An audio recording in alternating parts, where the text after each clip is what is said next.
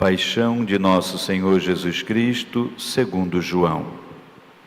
Naquele tempo, Jesus saiu com os discípulos para o outro lado da torrente de Sodom. Havia aí um jardim, onde ele entrou com os discípulos. Também Judas, o traidor, conhecia o lugar, porque Jesus costumava reunir-se aí com os seus discípulos. Judas levou consigo um destacamento de soldados e alguns guardas dos sumos sacerdotes e fariseus. Chegou ali com lanternas, tochas e armas. Então Jesus, consciente de tudo o que ia acontecer, saiu ao encontro deles e disse: A quem procurais? Responderam: A Jesus o Nazareno. Ele disse: Sou eu. Judas, o traidor, estava junto com eles. Quando Jesus disse: Sou eu, eles recuaram e caíram por terra. De novo lhes perguntou: A quem procurais? Eles responderam: A Jesus o Nazareno. Jesus respondeu: Já vos disse que sou eu. Se é a mim que procurais, deixai então que esses se retirem. Assim se realizava a palavra que Jesus tinha dito: Não perdi nenhum daqueles que me confiaste. Simão Pedro, que trazia uma espada consigo, puxou dela e feriu o servo do sumo sacerdote, cortando-lhe a orelha direita. O nome do servo era Malco. Então Jesus disse a Pedro: Guarda tua espada da bainha. Não vou beber o cálice que o Pai me deu? Então os soldados, o comandante e os guardas dos judeus prenderam Jesus e o amarraram. Conduziram-no primeiro a Anás, que era o sogro de Caifás, o sumo sacerdote naquele ano. Foi Caifás que deu aos judeus o conselho: é preferível que um só morra pelo povo. Simão Pedro e um outro discípulo seguiam Jesus.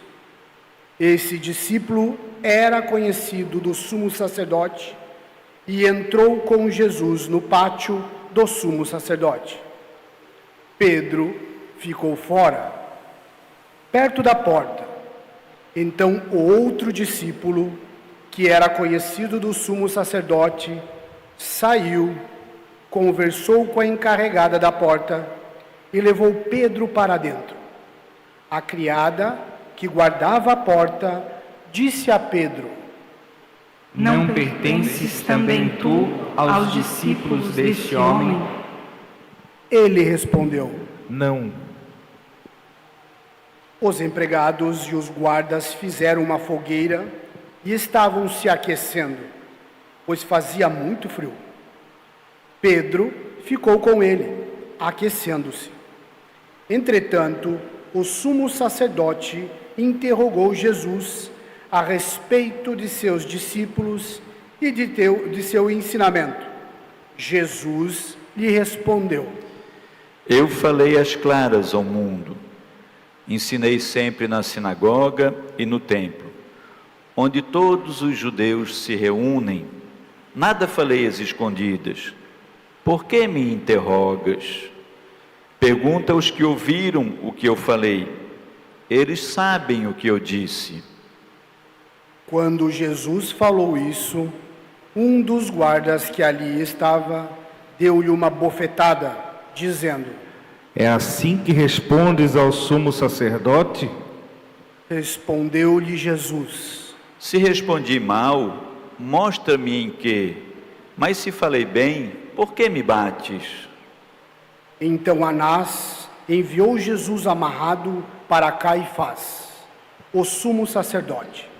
Simão Pedro continuava lá, em pé, aquecendo-se. Disseram-lhe: Não és tu também um dos discípulos dele? Pedro negou. Não. Então um dos empregados do sumo sacerdote, parente daquele a quem Pedro tinha cortado a orelha, disse: Será que não te vi no jardim com ele? Novamente Pedro negou. E na mesma hora o galo cantou. De Caifás levaram Jesus ao palácio do governador. Era de manhã cedo. Eles mesmos não entraram no palácio, para não ficarem impuros e poderem comer a Páscoa. Então Pilatos saiu ao encontro deles e disse: Que acusação apresentais contra este homem? Eles responderam: Se não fosse malfeitor, não o teríamos entregue a ti.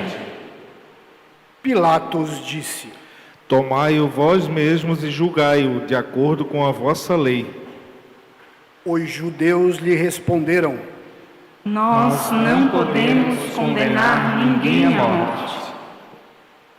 Assim se realizava o que Jesus tinha dito, significando de que morte havia de morrer.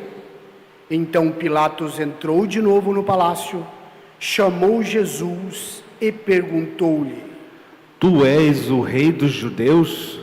Jesus respondeu: Estás dizendo isso por ti mesmo, ou outros te disseram isso de mim?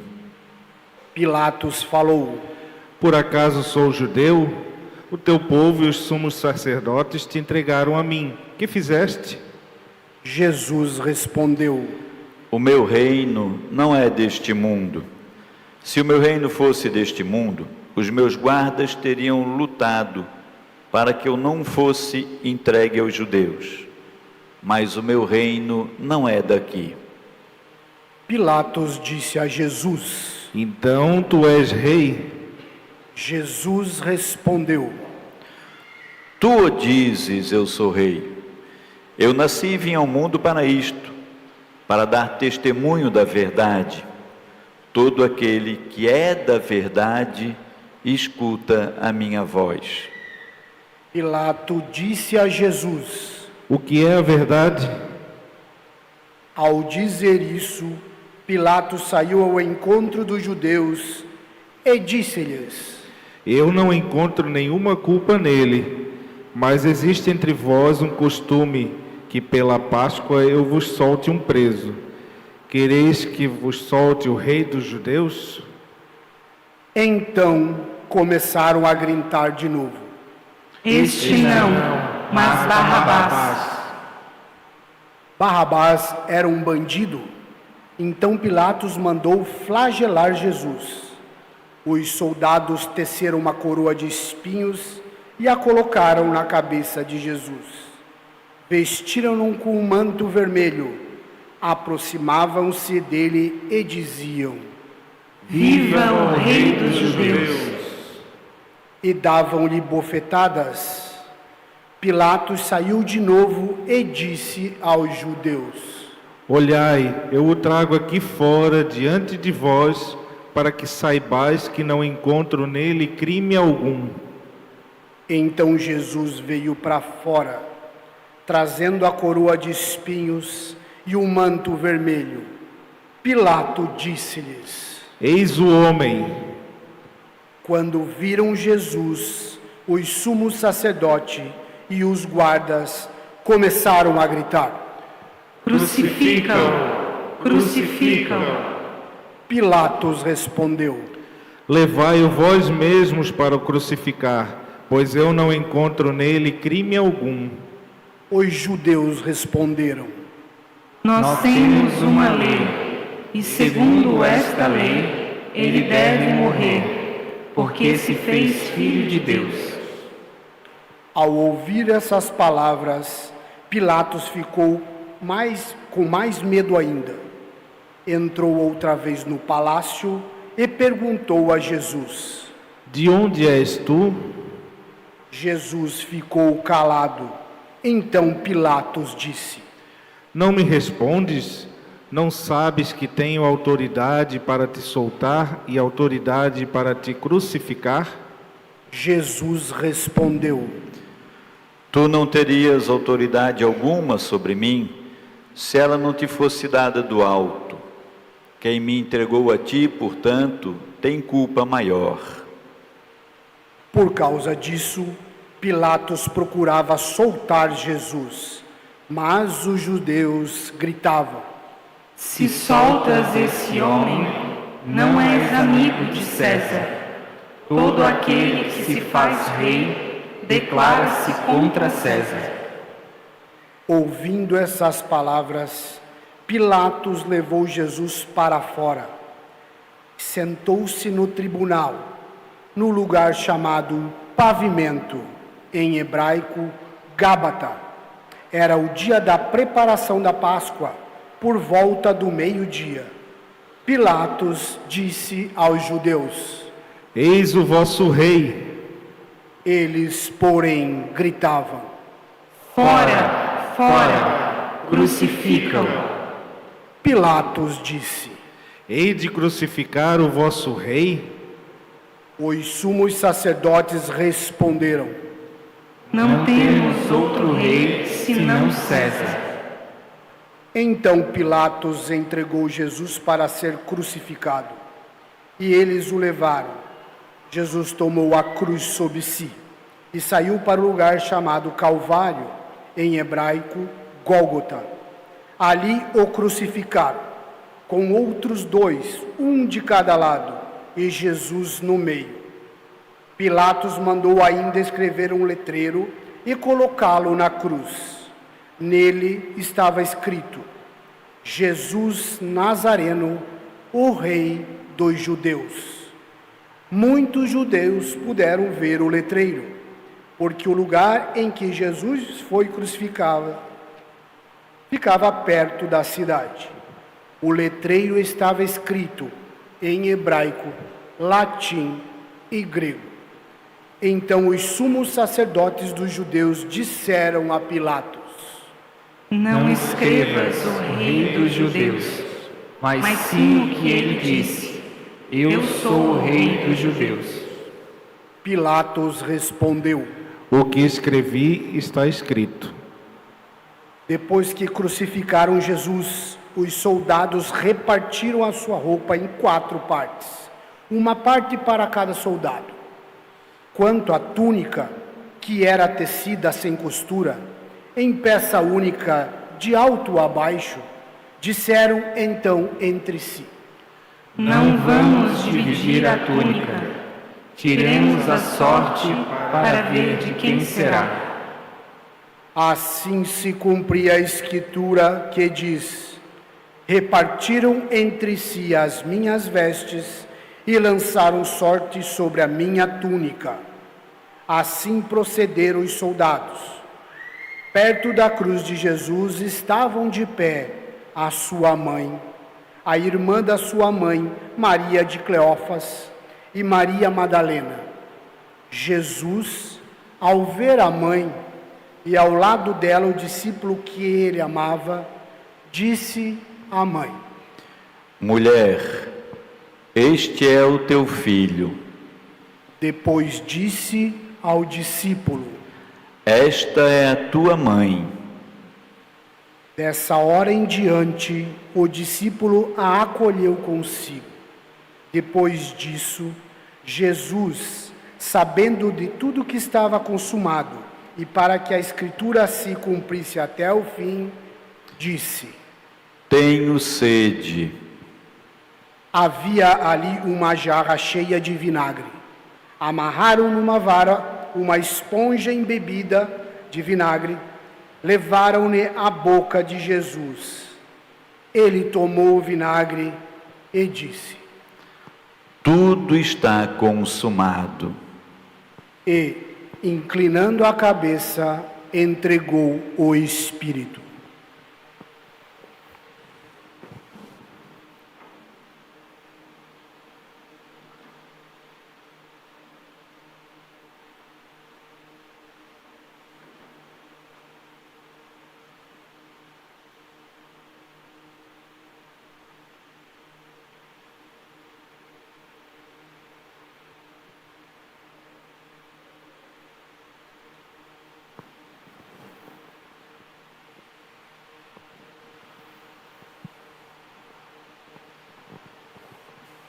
Era o dia da preparação para a Páscoa. Os judeus queriam evitar que os corpos ficassem na cruz durante o sábado, porque aquele sábado era dia de festa solene. Então pediram a Pilatos que mandasse quebrar as pernas aos crucificados e os tirasse da cruz. Os soldados foram e quebraram as pernas de um e depois do outro, que foram crucificados com Jesus. Ao se aproximarem de Jesus e vendo que já estava morto, não lhe quebraram as pernas, mas um soldado abriu-lhe o lado com uma lança, e logo saiu sangue e água. Aquele que viu dá testemunho, e seu testemunho é verdadeiro. E ele sabe que fala a verdade, para que vós também acrediteis. Isso aconteceu para que se cumprisse a Escritura que diz: Não quebrarão nenhum dos seus ossos. E outra Escritura ainda diz: Olharão para aquele que transpassaram. Depois disso, José de Arimateia, que era discípulo de Jesus, mas às escondidas por medo dos judeus, pediu a Pilatos para tirar o corpo de Jesus. Pilatos consentiu. Então José veio tirar o corpo de Jesus. Chegou também Nicodemos, o mesmo que antes tinha ido de noite encontrar-se com Jesus. Levou uns 30 quilos de perfume feito de mirra e aloés. Então tomaram o corpo de Jesus e o envolveram com aromas em faixas de linho, como os judeus costumam sepultar. No lugar onde Jesus foi crucificado, havia um jardim, e, no jardim, um túmulo novo, onde ainda ninguém tinha sido sepultado. Por causa da preparação da Páscoa, e como o túmulo estava perto, foi ali que colocaram Jesus. Filhos amados, essa celebração de hoje, da Paixão de Cristo, ela segue aquilo que nós vemos vivendo nesta Semana Santa. O texto que nós acabamos de ouvir é a narração da Paixão de Cristo do evangelista João. É o momento alto, o momento ápice da nossa fé de cristãos. Todas as profecias, tudo o que acontece desde a criação, desde o pecado de Adão, tudo é planejado para que chegue nesse momento, no momento ápice, no cume. Nós vemos ali o humilhado que será exaltado, o derrotado que será o vitorioso e o morto que será o vivo. É a palavra de Deus. Desde a primeira leitura, as profecias de Isaías, o discurso do servo sofredor, aqui é o quarto momento, nós vemos todos os sinais, todas as características desse Deus maravilhoso, dessa profecia do Senhor que vem até nós. Assim como muitos ficaram pasmados ao vê-lo, ele era desfigurado, estava desfigurado. Diante dele os reis se mantiveram em silêncio, vendo algo que nunca lhes havia sido narrado. Quem de nós deu crédito àquilo que foi ouvido? Como nos nossos dias, era desprezado como o último dos mortais, homem coberto de dores, cheios de sofrimento. Passando por ele, todos tapavam o rosto, tão desprezível era. A verdade é que ele tomava sobre si as nossas enfermidades, sofria ele mesmo as nossas dores, e nós pensávamos que ele fosse um chagado, golpeado por Deus ou humilhado, mas ele foi ferido por causa dos nossos pecados, esmagado por causa dos nossos crimes. A punição que a ele foi imposta era o preço da nossa paz, e suas feridas, o preço da nossa cura. Esse é o servo sofredor, Jesus, que assume sobre os ombros dele o peso de um pecado que não era dele, que era nosso, para nos reconciliar ao céu. Há muitos estudiosos da palavra que traçam um paralelo, né? Nós estamos hoje vendo essa cena do Cristo que saiu do cenáculo. Nós ontem à noite aqui na igreja estávamos no cenáculo. Do cenáculo Cristo foi para o Jardim das Oliveiras, ou Getsêmani, e nós fomos com Cristo. Lá ele sofreu a sua agonia. No Jardim das Oliveiras ele rezou. No Jardim das Oliveiras, ou no Getsêmani, os discípulos que ele convidou para rezar com ele adormeceram. No Jardim das Oliveiras ele chorou lágrimas de sangue. Há estudiosos que dizem que a gente pode ligar os dois jardins das Sagradas Escrituras. O primeiro jardim, que é o Jardim do Éden, do paraíso. Lá no Jardim do Éden, do paraíso, havia um homem, Adão. Aqui no Jardim das Oliveiras, no Getsêmani, há um outro homem, Jesus. Lá no Jardim do Éden, do paraíso, o homem Adão sofreu também a sua agonia. Aqui no Jardim do Éden, no Jardim das Oliveiras, no Getsêmani, também o homem Jesus sofre a sua agonia. Mas as agonias são diferentes.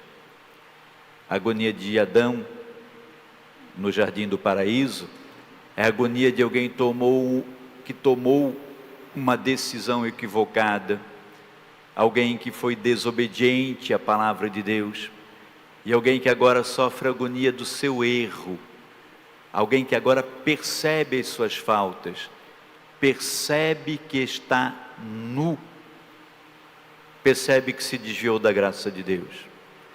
A agonia do Getsêmani, do Jardim das Oliveiras, é a agonia daquele homem que sentiu-se sozinho, abandonado, mas daquele homem que usa o seu livre-arbítrio para obedecer a Deus e diz: se for possível, afasta de mim esse cálice, contudo, não seja feita a minha, mas a tua vontade. Nós estamos no Jardim do Éden, naquilo que muitos estudiosos dizem o sexto dia, quando Deus faz o homem, o planta no Jardim do Éden. Estamos aqui nessa madrugada do quinto dia, a quinta-feira da instituição da Eucaristia, para esta sexta-feira, também sexto dia. Deus faz o homem à sua imagem e semelhança no sexto dia. Esse homem, usando o seu livre-arbítrio, se distancia da vontade de Deus. Agora, no novo sexto dia da história, Deus recria toda a humanidade através desse sim que é Jesus. Através desse homem que assume o que Isaías disse, que a gente acabou de ler. Estava macerado, as pessoas olhavam e tinham medo de olhar para aquela imagem que viam, desfigurado. Muitos cobriam o rosto para não vê-lo. Muitos achavam que ele estava sendo castigado por causa das suas faltas, dos seus pecados, mas eram os nossos pecados que ele assumia. Ali, aquele homem se entregava por amor de nós. Nós vemos hoje essa cena do Cristo que sai do cenáculo, vai para o Jardim das Oliveiras, é levado para Anás, para Caifás, para Pilatos, para Herodes, e daí entregue para ser crucificado e morto. Assume sobre seus ombros a cruz, que era a nossa cruz, e vai caminhando. no caminho do Calvário, vai encontrando com muitos de nós, com Pedro que o nega, com Judas que o traiu, e vai levando a sua cruz até o alto do Calvário. Lá, ele é erguido na cruz, e ali tem aquilo que é do contexto histórico da humanidade, o suplício que era aplicado às pessoas que cometiam os crimes, mas era um suplício tão violento da crucificação, que os romanos aplicavam somente a quem não era romano. O cidadão romano não poderia receber esse castigo, de tão terrível que ele era. Cada detalhe da crucificação, desde os açoites, as cusparadas, as cenas que nós vimos agora do Evangelho, da partilha das roupas de Jesus, colocar a coroa de espinhos na sua cabeça, maltratá-lo, e ele no silêncio, como a ovelha conduzida a matadouro, como diz a profecia de Isaías. Do alto da cruz, olhando lá de cima, para todas as pessoas que estavam ali embaixo, ele enxerga o rosto das pessoas que cuspiram nele, ele enxerga o rosto dos que gritaram: crucifica-o, crucifica-o, crucifica-o. Ele enxerga o rosto de quem o açoitou, de quem o pregou na cruz. Ele vê aquelas pessoas, ele percebe alguns daqueles que estão ali, ele se recorda, eles estavam no dia que eu entrei em Jerusalém, com ramos nas mãos, dizendo hosana. Hoje eles estão aqui ao pé da minha cruz, dizendo crucifica. É o mesmo que lá estava. E aí, olhando para todos aqueles, ele ainda tira do peito uma força para pedir a Deus perdão. Pai, perdoa porque eles não sabem o que fazem. Do alto da cruz, o Cristo ainda nos dá essa lição, filhos queridos. Quantas vezes, e nesse dia da sexta-feira da paixão, nós precisamos pensar sobre essas coisas. Porque esse sacrifício não pode ser em vão, filhos. Tudo isso com riqueza de detalhes que a gente ouviu em João, que foi profetizado com riqueza de detalhes por Isaías, que a gente acabou de ver, não pode ser um sacrifício vão. Veja que Isaías diz: ninguém deu ouvidos ao que ele falou. Não vamos permitir que isso aconteça conosco. Que não sejamos nós esses que não dão ouvidos ao que o Senhor ensinou. Percebamos que o Cristo na cruz está sofrendo uma dor, não tem como a gente nem ao menos caracterizar. Há estudos dos seus sofrimentos. Eu poderia falar para vocês aqui sobre o instrumento de tortura, o açoite, o chicote que cravava nas costas de Jesus. Era um chicote com três tiras de couro cru. Na ponta de cada tirinha tinha um ossinho que era tipo um anzol. Então cada chicotada que davam em Jesus cravava nas costas deles 3 ossinhos daqueles. Quando voltavam, arrancavam a carne de Jesus. Não tem explicação para esse sofrimento. Ele sabe que ele está ali injustamente, nada de mal ele fez, e ele sabe que os seus algozes estão aos pés da cruz, mas ele pede perdão para aqueles que o maltrataram e diz: eles não sabem o que fazem. Se eu e você tirarmos uma lição só desse versículo, filhos, quantas e quantas vezes nós nos deixamos machucar, ferir, nós nutrimos no nosso coração raiva, ódio, rancor, por açoites muito menores do que os açoites que Jesus sofreu. Quantas vezes desejamos a morte dos nossos algozes, quando eles cometem contra nós injustiças infinitamente inferiores às que foram praticadas contra Jesus. Precisamos ouvir o que Jesus diz e pedir: perdoa, porque eles não sabem o que fazem. Olhar para os que nos machucam e ter forças, mesmo já com o corpo enfraquecido dos açoites, para pedir perdão. Filhos queridos, a cena vai caminhando, vai caminhando, vai caminhando, e aí nós vamos nos lembrar que o Senhor Jesus Cristo diz: tudo está consumado. Há também, claro, todo um contexto histórico, mas aquela ceia que começou ontem à noite ao instituir a Eucaristia, que era a ceia da Páscoa, que os judeus já celebravam, nós vimos ontem à noite, Jesus está celebrando também. Jesus toma o cálice da bênção, entrega para os seus, mas existia ainda o cálice do final da ceia, que era a cultura daquela época, que era o cálice da consumação daquela ceia, e Jesus não bebe lá na ceia com os seus apóstolos.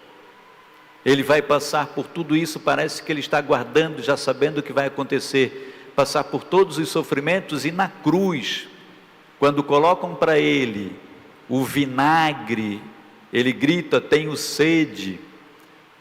A sede de Cristo é a sede de mim e a sede de você, a sede das nossas almas, que ele quer reconciliar ao céu, a sede daquelas almas que Adão perde no jardim do Éden e que agora o Cristo quer ganhar no alto da cruz. Desta sede, e dão para ele um vinho, um vinagre, um vinho envinagrado, um vinho velho, vinagre, e aí sim ele diz: tudo está consumado.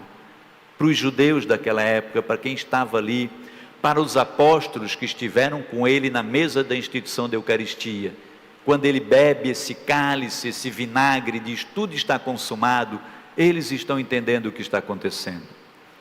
Se consuma a ceia da Páscoa, e aí ele entrega o Espírito: em tuas mãos entrego o meu Espírito. Nessa hora, tremor, barulho, escuridão, era dia e se faz noite, e o Espírito que o Senhor entrega na cruz, agora é derramado em abundância sobre todos nós, sobre todos os batizados. O sangue que o Cristo derrama na cruz, filhos queridos, o sangue que sai do seu lado aberto, é sangue redentor. Esses estudiosos que fazem essa linha entre o Calvário e o Jardim do Paraíso, também dizem isso. Lá no paraíso, do lado aberto de Adão, o que Deus tira? A Eva, que vai cooperar com ele no erro e no pecado. Do lado aberto do Adão, Deus coloca o Adão para dormir um profundo sono, e do lado daquele que dorme, Deus tira a Eva. A Eva vai cooperar com aquele Adão no erro, no pecado, na perdição das almas. Era preciso rever. Por isso agora, do lado aberto do Cristo na cruz, o que sai é o sangue e a água, que nós já falamos nessa Semana Santa.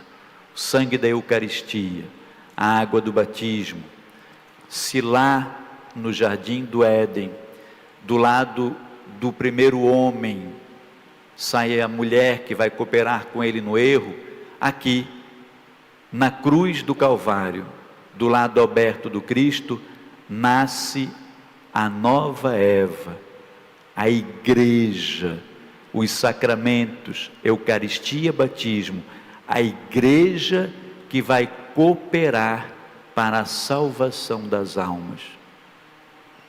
Do lado aberto de Adão, a Eva que conduziu ao caminho do pecado, da perdição.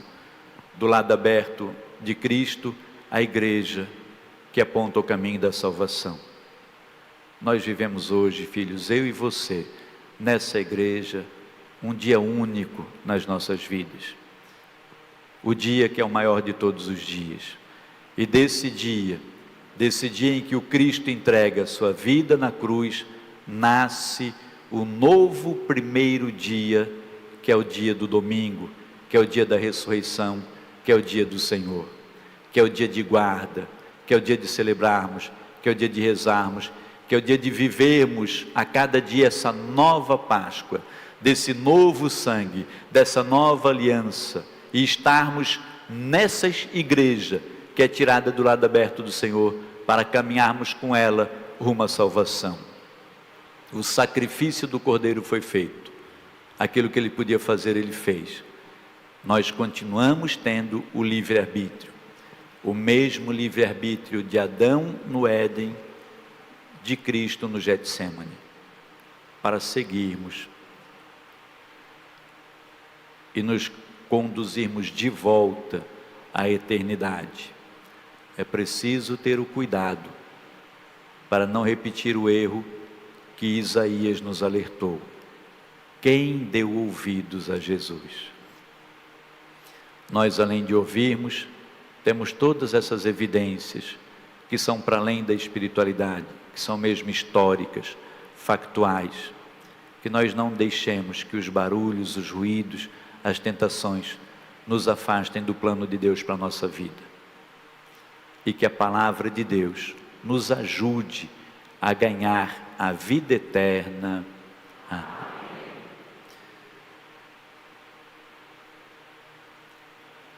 Eu tenho um dever de consciência com uma pequena multidão que está entre nós, que não tem uma caminhada de igreja. Nós estamos hoje na nossa igreja paroquial com mais de 120 adultos fazendo catequese, pessoas que vieram de outras doutrinas, de outras religiões, pessoas que estão voltando para a casa do Pai, que não conhecem direito.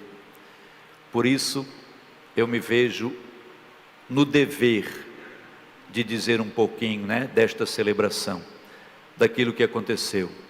Celebração de hoje é a continuação da celebração que começou ontem, no cenáculo, com Jesus instituindo a Eucaristia. Por isso, nós entramos no silêncio, porque não começou a missa de hoje, começou ontem, porque essa de hoje não é uma missa, hoje é o único dia do ano que não tem missa na Igreja Católica. Esta que vivemos aqui é uma celebração.